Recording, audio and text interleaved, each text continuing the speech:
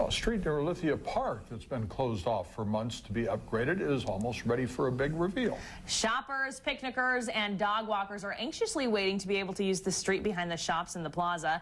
Newswatch 12's Kirstin O'Connor is live in Ashland with a look at the final steps of the project. Well, Calle Guanajuato, also known as the Calle in Ashland, is a hot spot. It's been a hot spot for many years. It's right behind the plaza, and it runs right next to Ashland Creek. And it's about to be revealed this weekend. Right now, we are joined by Director of Ashland Parks and Rec, Don Robertson, to talk about this project. It's been a long time. It's been 3 years in the making. How does it feel to almost be done? Oh, it's a wonderful feeling to finally be ready to wrap it up. We've been planning and working towards this day for about 3 years now. And we're pretty excited to have this taken care of. It's a project that was definitely due to be done. And it sounds like you had a deadline. Did you make the deadline? No, we're a little bit late. We ran into a couple of issues. We had, well, the very first day that we were to start construction, we had all the snow and ice show up. And that delayed us for about 2 weeks while we waited for that to melt. We've had a couple of delays because of we had to do a little bit of archaeological work out here. So every time we dug a hole, we'd have to go down there and check and find a few things. I think the most interesting thing we found was a tooth.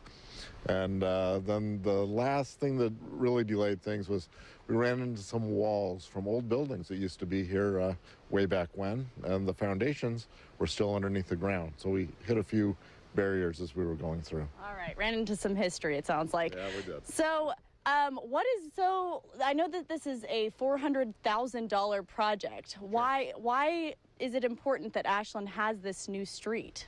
Well, I think the important parts of it are a couple. The first part is the part that you don't see, and that's all the utilities underneath. Many of the utilities were decades old and beginning to fail.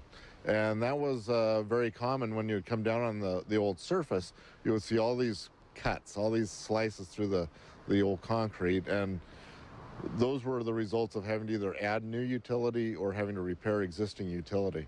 So we had a lot of failure in some of the utilities that deteriorated the surface.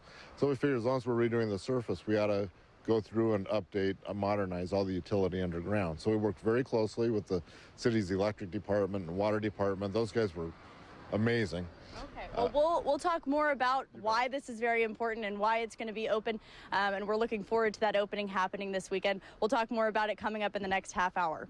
Live in Ashland, Kirstin O'Connor, Newswatch 12.